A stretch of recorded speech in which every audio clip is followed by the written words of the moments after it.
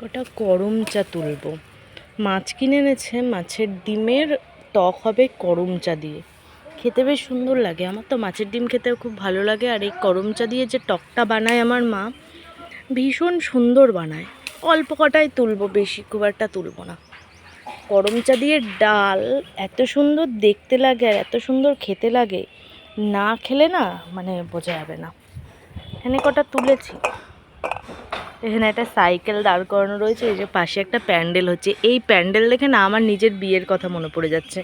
এই আমাদের বাড়ি থেকে শুরু করে একদম ওই প্যান্ডেলের লাস্ট পর্যন্ত আমার বিয়ের প্যান্ডেল হয়েছিল এই রকম বড় করে। তো ওই সেই আবার এই 9 বছর পর এরকম বড় প্যান্ডেল দেখে না মনে হচ্ছে আমার বিয়ে বেঁধেছে। যাই হোক, মাকে দেখিয়ে আসি যে এই কটাতে হবে কিনা। বেশি তুলে লাভ নেই, এক গাদা তুলেই বা কী করবো, হাত পুরো আঠা আঠা হয়ে গেল।